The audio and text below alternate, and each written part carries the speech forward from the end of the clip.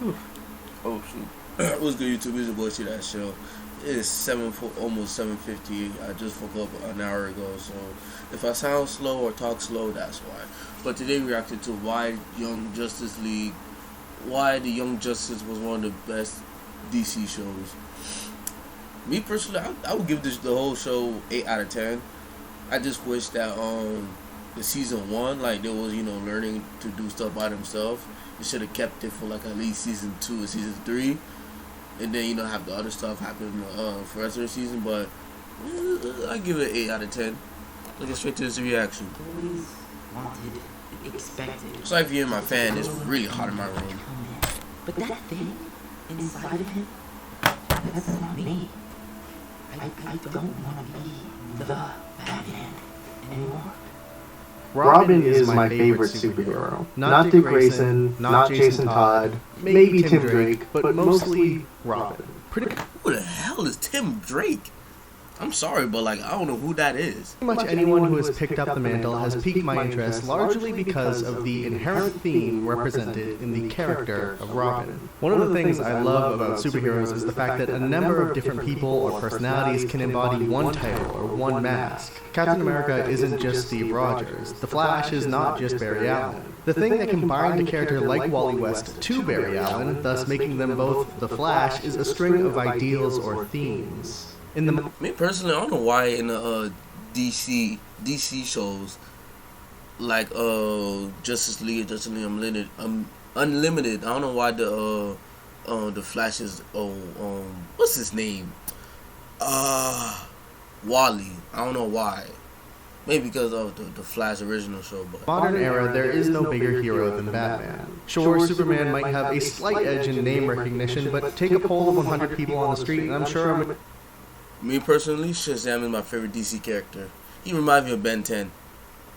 Majority are going to tell you Batman is their favorite superhero. And it's easy to see why. Not only does he have probably the most movies out of the pantheon of comic book characters, but easily has some of the very best, from Tim Burton to Christopher Nolan. But this fame transcends reality, even going so far as to affect the very world in which Batman lives. How many times have you read a comic where one of the characters gushed over getting to meet the Caped Crusader? In this line of thinking, what does it mean to be Robin? It means you are the sidekick. You are not just Batman in training. You are recognizable to almost anyone, but not for your own accomplishments, personality, or abilities, but for being the second half of Batman and Robin. I mean, think about it. How many people even know that there have been a multitude of Robins in the past? Of those people, how many know Damian Wayne? I'd be willing to guess very few. To be Robin is to be... I just finished watching The Son of Batman. Great movie. Or like a special kind of episode, but great. I recommend watching on HBO Max. Be significant for being insignificant. It is to live in the shadow of the world's most famous detective. A good Robin story will explore the dark feelings of insecurity that one might go through wearing that red and green. But this isn't exclusive to him, only exemplified. Really, this can be extended to most sidekicks of the famous heroes. For every Barry Allen, there is a Wally or a Bart. For every Aquaman, a Calvin. I mean, Bart is from the future, and then I think he decided just to stay in the past after Wally, the other Flash, when Wally sacrificed himself, when the big vortex, I think, when all the Flash was trying to save the planet or the city or whatever, but like Wally was too slow, so he had sacrificed himself. Or Garth. For every Superman, a Connor or Jonathan. The theme of inferiority is rampant with these characters and is a huge driving force behind my love for things like the Teen Titans, or for the purposes of this video, Young Justice. When you start the first episode of Young Justice, one of the first things you'll see is blue text at the bottom left of your screen with the words Gotham City on it, followed up by the appearance of Mr. Freeze and his rampage against innocent civilians. When interrupted by a flying metal projectile, Freeze exclaims that Batman has finally arrived. Already, we have introduced an aspect to Young Justice perhaps foreign to a select group of viewers. That is, those introduced to the character of Robin through the very popular cartoon Teen Titans in the early 2000s. Now, Teen Titans is great. I'm not going to go out here and disparage a cartoon. Not great. Awesome. don't know why they left of a cliffhanger. Cartoons so vital to my love for superheroes growing up. But one of the oddest things to come from that show is in what it doesn't bring to the table. There is a single reference to Batman in its entire 3-year run. Really? Despite so much of its airtime dedicated to the character of Robin, all that's shown of our Dark Knight is a swarm of bats flying through the air as Robin rejects Slade's offer of mentorship, claiming to already have a father. That is not even an actual appearance, merely an illusion. An obvious one, but nonetheless. Teen Titans rarely, if ever, dealt with the themes of being a sidekick. I mean, we see it more with Starfire and her sister than probably anything else. But how could we expect it to when it refuses to acknowledge the existence of major heroes? I'm more than...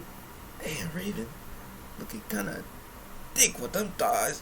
I mean, sure there is some sort of background legal production I issue that made it so these appearances were impossible. But surprisingly, Young Justice has no such issue. The batarangs that fly towards Mr. Freeze are not of Batman, but rather a young Dick Grayson, to which Mr. Freeze says, "Oh, boy wonder. The bat sent you to drag me out of prison. Frankly, I'm underwhelmed."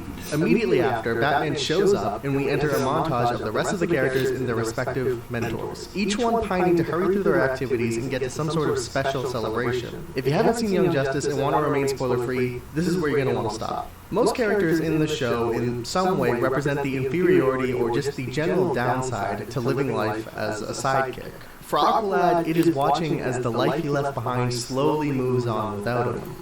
Okay, so if I ever do get big on social media, YouTube, whatever, Gen Z gonna look for this clip. But I'm sorry, this is me, but I don't know why they made Aqualad. I don't want to say because I won't be too disrespectful, but screw it. I don't know why they made him gay, cause like, cause that episode got me wow, why? And then I realized, they probably just uploaded the show on HBO Max, and you know the situation going on with LBG. I don't know how to say it. I don't want to disrespect the community. I don't have a problem with y'all, but like I was like, why? And then they had what's his name, the guy with the fish, married to another guy and a woman. Like I said, I don't have a problem with the community, but just why? Sees the opportunity to work under Aquaman, Calder finds the love of his life with his best friend, having bonded in his absence. In a moment like that, doubt arises about one's path, about whether or not his role as a sidekick is worth the cost. For Superboy, he knows no life outside of being a clone. With an uncanny resemblance and a similar set of powers, Connor lives in constant comparison to Superman. But he's not as strong as Superman. He can't fly, he doesn't have X-ray vision, he can't do the laser eyes, and he's angry. So much angrier than Superman would ever be. All of these characters embody the themes of insignificance, but they be so angry most of the time. Be like, yo, relax, take a chill pill, man. None better than the character Roy Harper, aka Red Arrow. He just want to be the interesting thing about Roy is that without him, none of the characters probably would have formed their own team. That special celebration alluded to earlier was supposed to be their induction into the Justice League, or so they thought. When in actuality it turned out to be nothing more than a glorified tour, it was Roy who became outspoken about the injustices occurring, with Wally, Dick, and Calder all relatively indifferent with only a pinch of sadness. It was the anger of Roy and his storming off that led them all to seeing their work for what it was and deciding to take matters into their own hands. Now here's where things get interesting. We learn at the end of Season 1 that Roy Harper, as we knew him, was merely a clone. A sleeper agent slipped into the good guy's hands years and years ago with the subconscious motivation of joining the Justice League. This was the cause behind his strong reaction and not being inducted that day. When this is found out, we're left in a very interesting place, because what it basically means is that the very idea that was the catalyst in the creation of our team of sidekicks was not one of natural creation. It was incepted into their minds by a group of villains. The thought that being a sidekick was something to be ashamed about, and that your worth was only realized when you were accepted into the League was one entirely manufactured. There's an interesting line in the second to last episode of Season 1 by a character named Rocket. Outside of minor background appearances, Rocket was pretty much introduced this episode. Yet despite such a late entry, she has one of the most memorable lines in the entire show. Dick, seeing his friend Roy finally get inducted to the League, makes the claim that no one will ever call Red Arrow a sidekick again. That's when Rocket says this. Since when is being a sidekick sidekick a bad thing. You sidekicks were my inspiration. Open up on season 2 and we're 5 years into the future. The team was expanded with a number of new B-tier heroes and sidekicks alike from Like, it would be cool if they keep showing. Oh shoot! Blue Beat, If they keep showing more of season 1, and then like for like at least 1 more season or 2 more seasons, and then the rest of the season have what season 2 or 3 is, and the rest of the season. That's just me though. Actually, let me put myself up here. Come on. Oh, my laptop going slow too, y'all boys. I'm so sorry. Oh, damn! No, wait. Damn it. Sorry, guys. Very embarrassing. to Beast Boy, all the way to Wonder Girl and Bumblebee. Now, the interesting thing is, some of our members have gone on to join the League. Characters like Rocket and Zatanna. And we learned that Robin, now Nightwing, Superboy, and Miss Martian all have open invitations to go with them at any point. Despite that, the 3 of them were... Me personally, Robin should have been with Zatanna. That's just me though. So remain firm in their positions as leaders of their own team. With the revelation that Roy was a clone not acting of his own accord, but rather the will of the villains, negative association with the idea of being a sidekick became hampered, if not destroyed. The team was no longer a stepping stone while they all worked their way towards the League. Instead, it was an opportunity to do things people like Batman and Superman could never do. Not because they're superior, but because they're different. The team became its own entity. We see this in the very first episode of Season 2, when Gamma Squad goes off order and does incredibly... Yo, me personally, I think they should have a Beast Boy and a Blue Beetle origin. I would love that movie. Who else with me?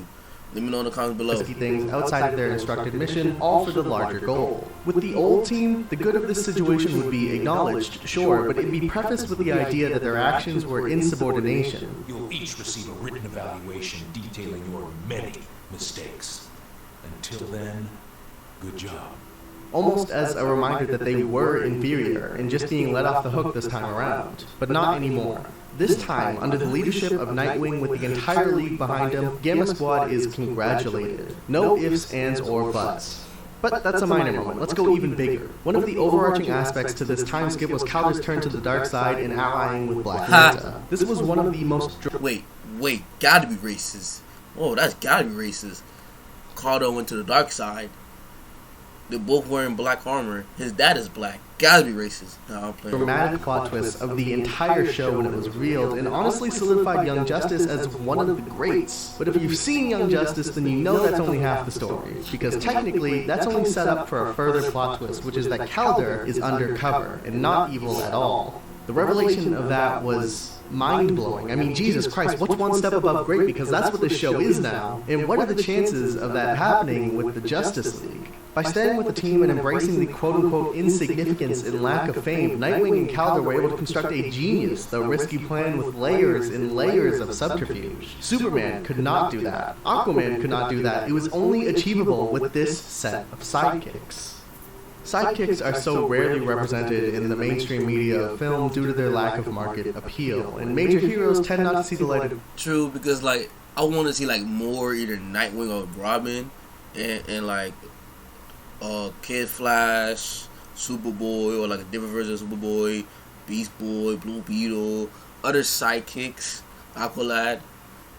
What if Shazam took one of his siblings, his foster siblings, and took them on a new one because they have the power too.